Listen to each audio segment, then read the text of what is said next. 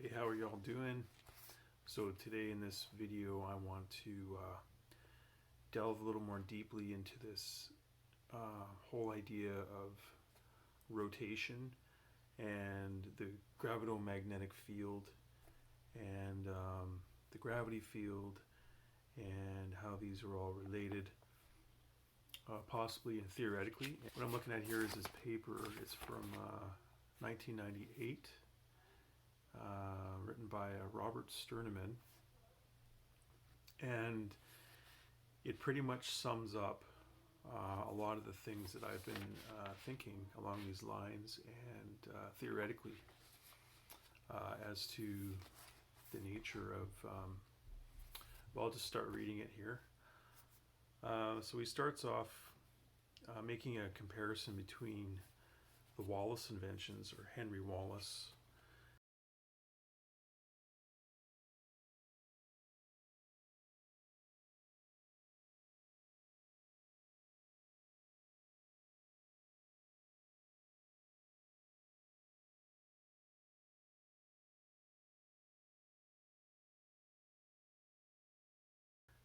spin-aligned nuclei, the gravitomagnetic field, and the Tampere experiment, which was conducted by Eugene Podkletnov in the early 1990s. And so, bit of background here. So Henry Wallace was a scientist at GE Aerospace in the 1960s and 70s, and he constructed quite an amazing, elaborate device, which he called, one of them was called a kinemassic force field generator. So he really pioneered this idea, and the patent specifically that I'm talking about is from 1971, which is almost 50 years ago.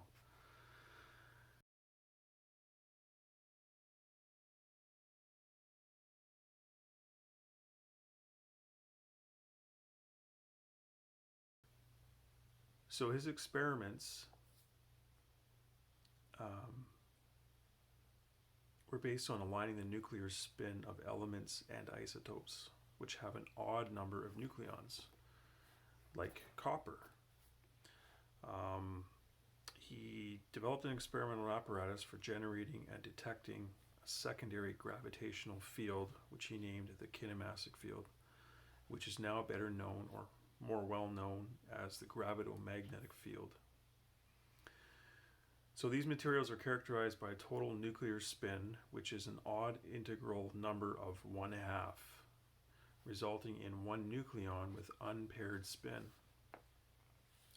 So Wallace made a very profound analogy between the unpaired angular momentum in these materials and the unpaired magnetic moments of electrons in ferromagnetic materials. And I call it unpaired mass currents, so, or baryonic currents, because the baryons are the names of the particles inside the nucleus of atoms. So really, that's what we're talking about. So he created, in his experiment, he created a nuclear spin alignment by rapidly spinning a brass disc.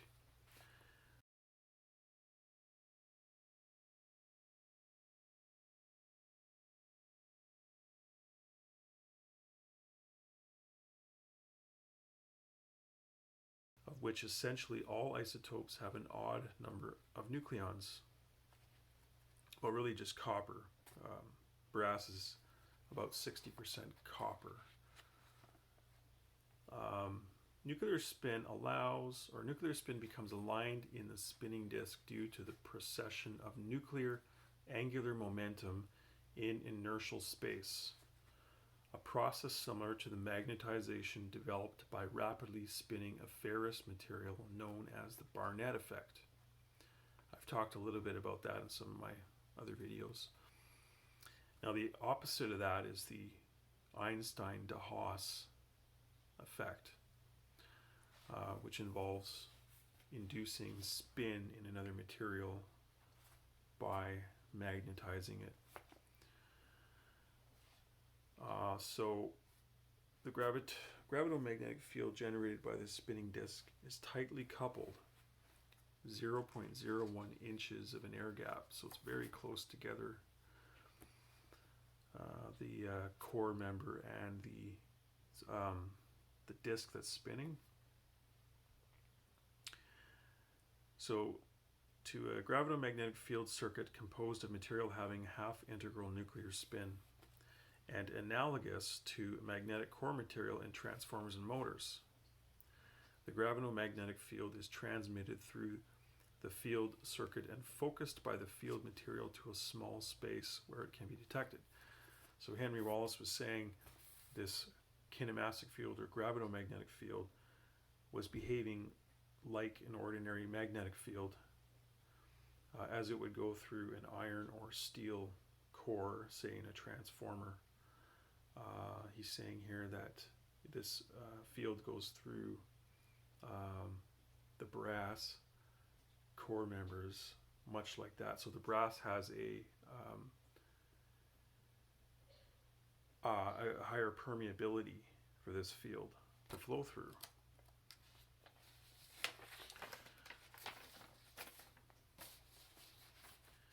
So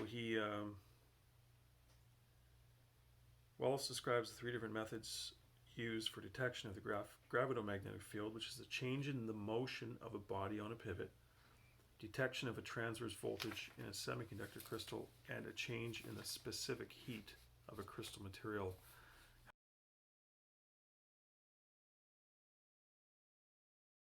having spin-aligned nuclei. In a direct analogy with a magnetic circuit, the relative amount of the detected gravitomagnetic field always varied directly with the size of the air gap between the generator disk and the field circuit. I'm going to show an experiment I did, which I think highlights that principle pretty well.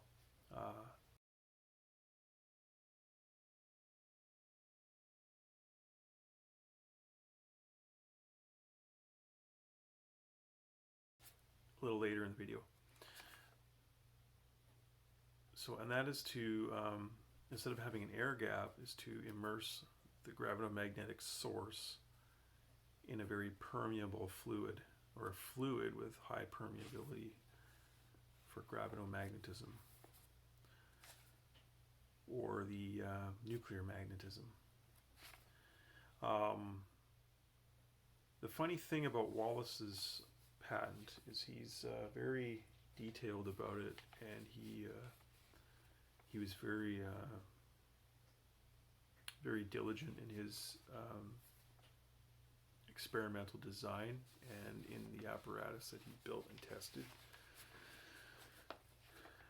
And the funny thing is his literature and what he published is really obscure and not well known, or doesn't seem to be recognized by mainstream physics.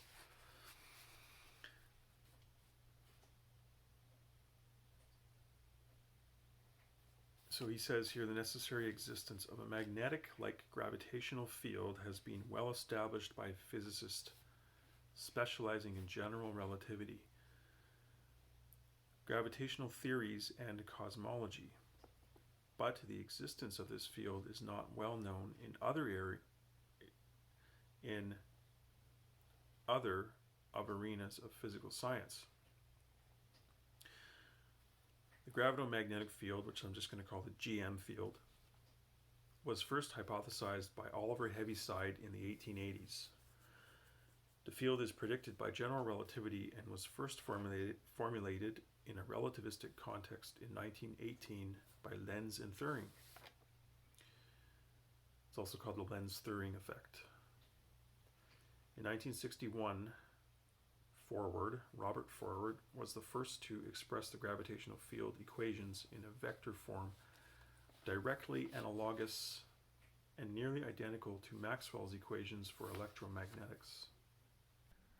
So I find this diagram very useful in terms of understanding the concepts of how electromagnetic fields work, and how the like in this diagram here, these are capacitor plates. Here's a building electric field, and this is showing the orientation, or the planar orientation, of the magnetic field that develops. So as the electric field is building between these capacitor plates, the magnetic field is forming these loops, as you can see. And then when the electric field stops changing, there's no magnetic loops here. And then the reverse happens as the electric field collapses. And then there is the opposite. There's the magnetic version, where we have now a magnetic field building here between these two coils, or these two poles, electromagnet poles. And so the red circles indicate the direction of the electric field that's building, orthogonal to the direction of the the magnetic field here. So I find that very helpful to understand, comparing this analogy to of electromagnetism to gravitomagnetism. So instead of having a magnetic field, if we had a gravitomagnetic field, if these are the gravitomagnetic field lines, then these would be the gravity field lines. So we might imagine a mass in here that might get caught in this loop and start to rotate or torque in this direction here. So that's the way I'm seeing it. If we can apply Maxwell's equations and Maxwell's theory to gravity and mass. Recent years,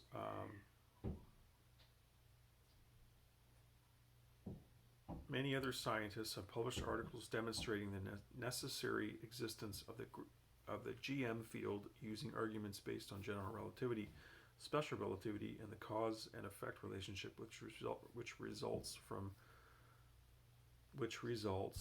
non-instantaneous propagation of energy. Some authors comment that these equations provide fundamental insights into gravitation, and it is unfortunate that they are not at all well known.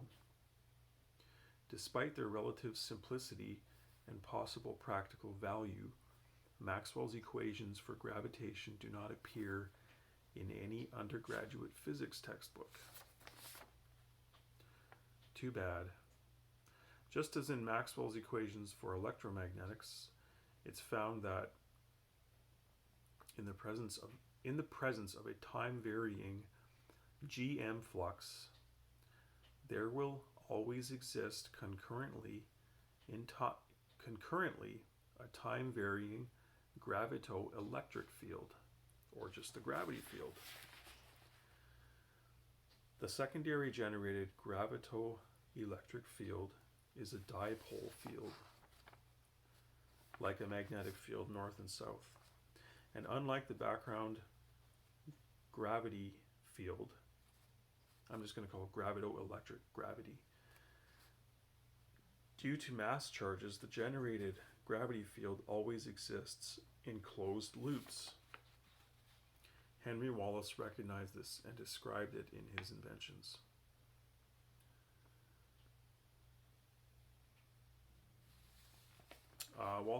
Wallace also described another effect which may result from generation of a secondary gravity field.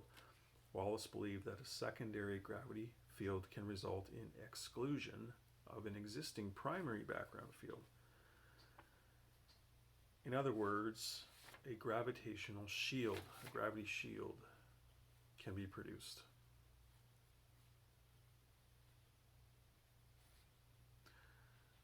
So he says here, in a groundbreaking paper in 1966, some guy named DeWitt was first to identify the significance of gravitational effects in a superconductor. DeWitt demonstrated that a magnetic type gravitational field must result in the presence of fluxoid quantization. In 1983, DeWitt's work was substantially expanded by Ross. There's some references here.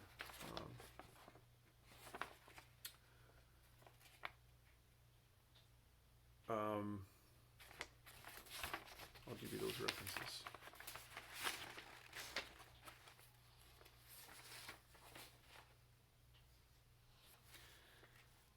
So DeWitt, Physics Review Letters, Volume 16, page 1902, B.S. DeWitt, like his name, B.S. DeWitt.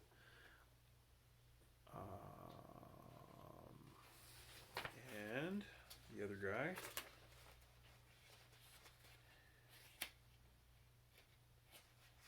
Ross. Who's Ross?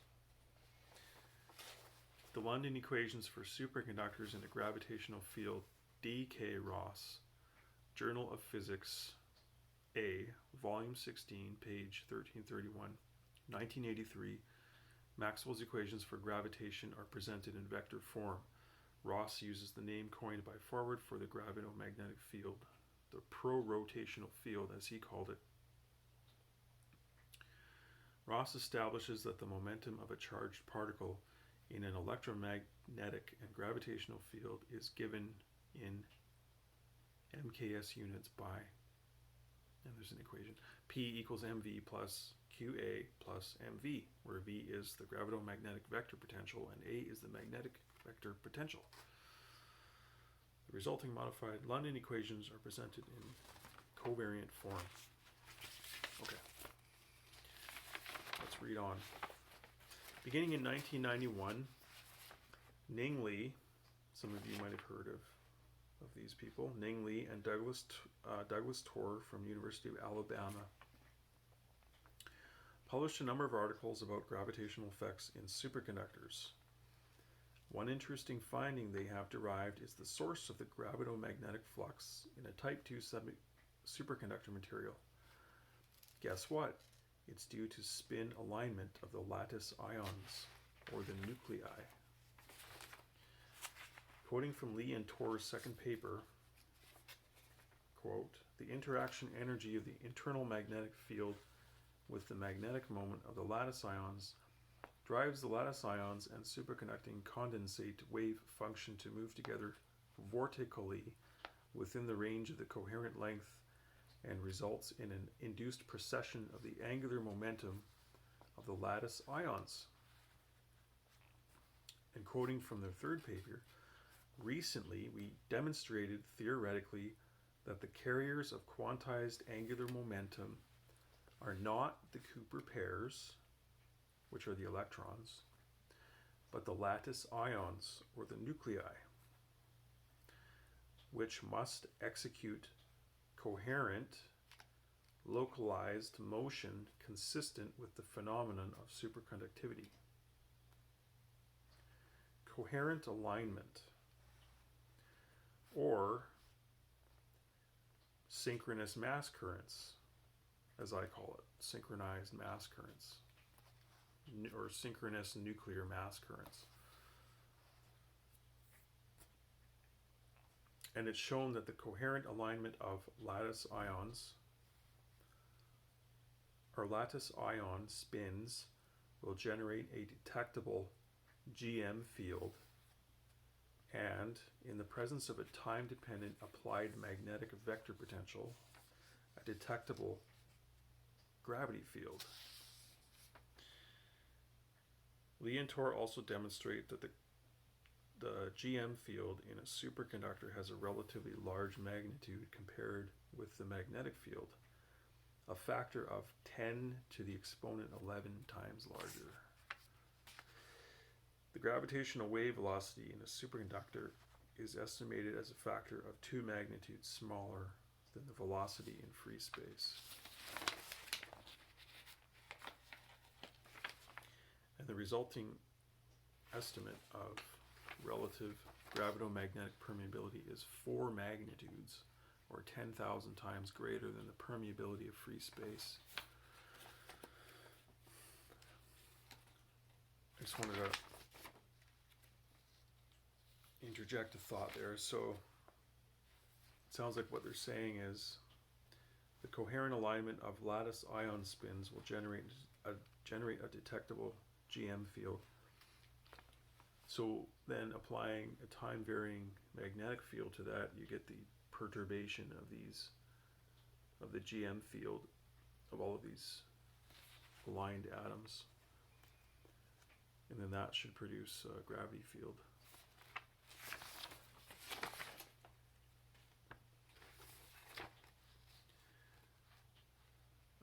So in their third paper, Tor and Lee demonstrate that it's possible to generate a time-varying GM field in a superconductor, which must exist concurrently with a time-varying gravitoelectric field.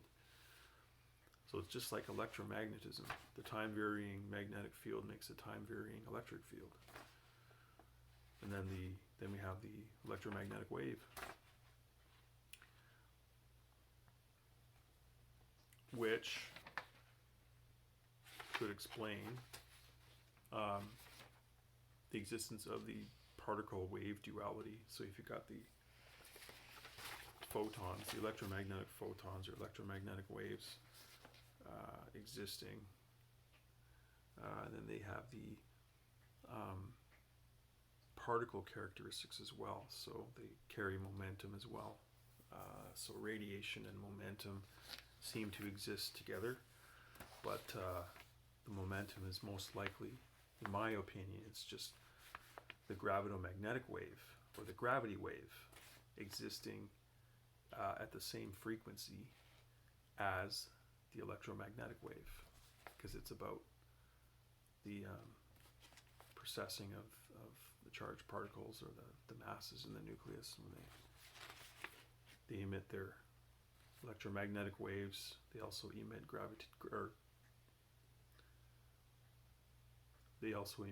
gravity waves in phase with the electromagnetic waves. So in 1995, this guy named Becker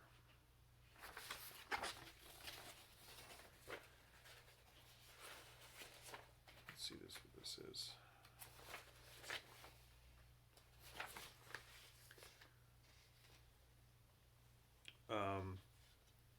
Proposal for the experimental detection of gravitomagnetism in the Terrestrial laboratory. Robert Becker, Paul Smith, and Henry Bertrand. Published, probably doesn't exist anymore, that's an old link. Demonstrate mathematically that a significant size gravitomagnetic field must exist concurrently with a magnetic field in a superconductor whenever there is flux pinning or other forms of flux trapping. An experiment is proposed whereby a small hole is made in a superconductor. Flux is trapped in the hole and the GM field is detected by measuring counter torque from a macroscopic cylindrical mass inserted through the hole. Okay. Now, where was I?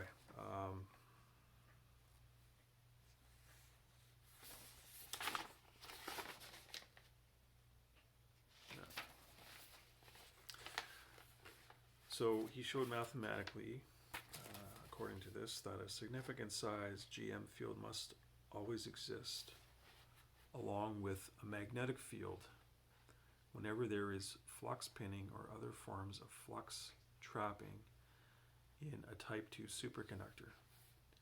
They propose a macroscopic experiment to detect the GM field. Becker et al. Chose not to speculate about the source of the GM field, except to provide a brief comment that it may result from spin of the lattice ions. One might ask, what is a pinning center if not a microscopic hole which carries trapped flux? And what must be source of the GM dipole moment if not the angular momentum of the lattice ions at the pinning center? I'm not sure what that means, pinning center. Maybe some of you can figure that out.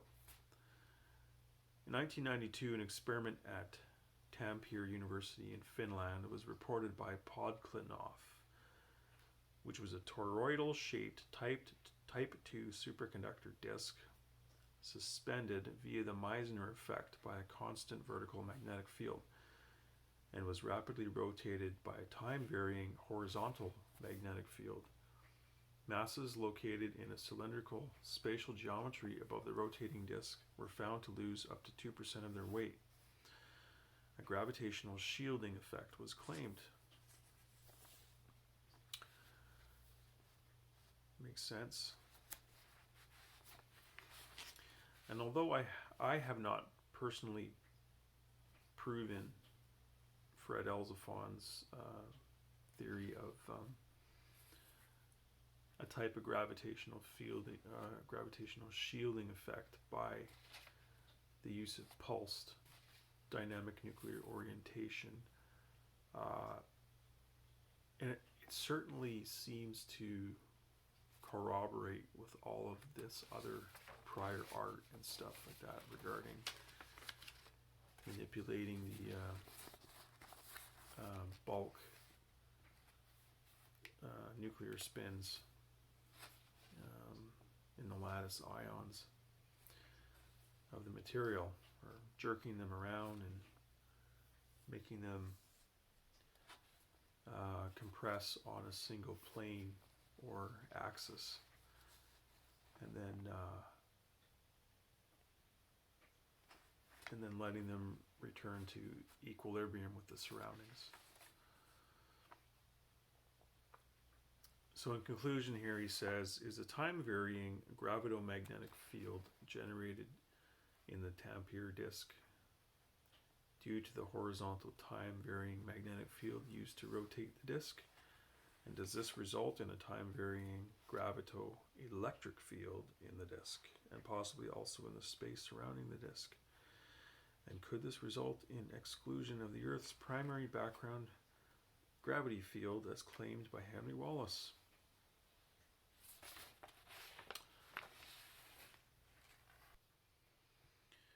So here I have Wallace's 3 patents.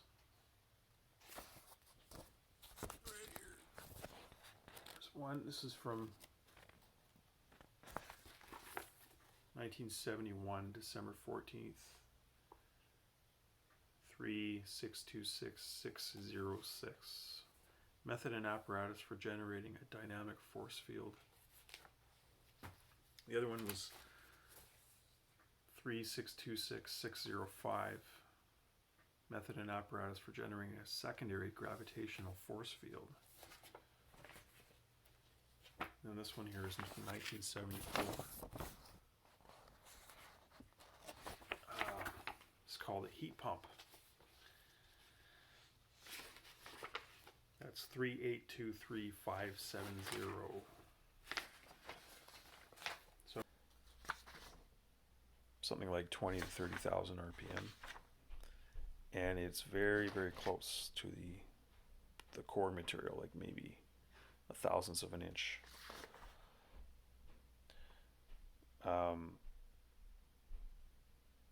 The necessity of using relatively dense material comprising half-integral spin nuclei for the field circuit portions of the apparatus has already been stressed.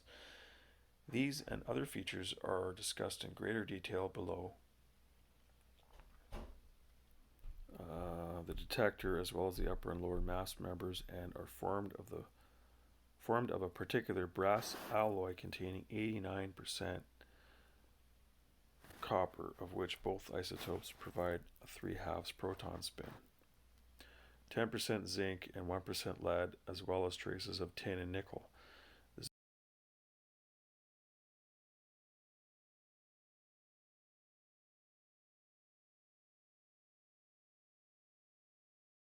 Zinc possesses 1 spin nuclei isotope, which is 4%.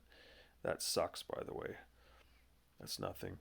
In abundance, and likewise, the lead also contains 1 spin, lead 207, 22% in abundance, natural abundance.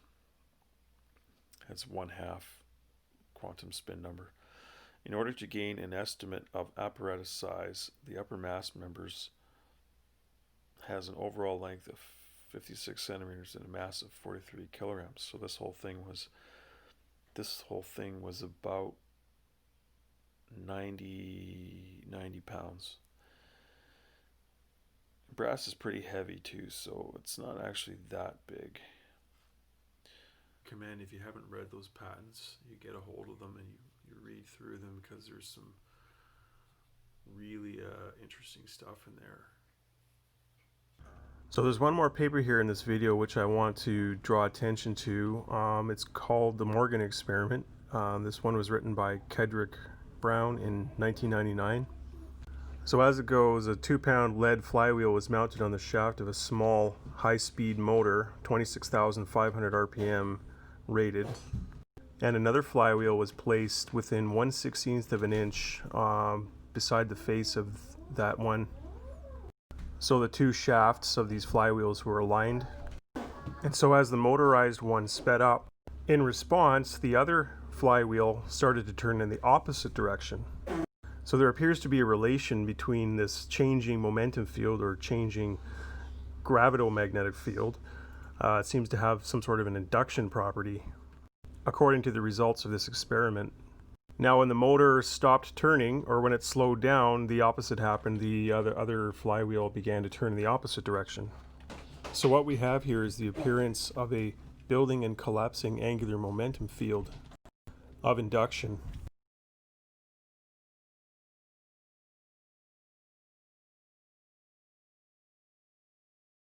So now I'm going to move to some of my attempts to replicate some of these ideas with rotation.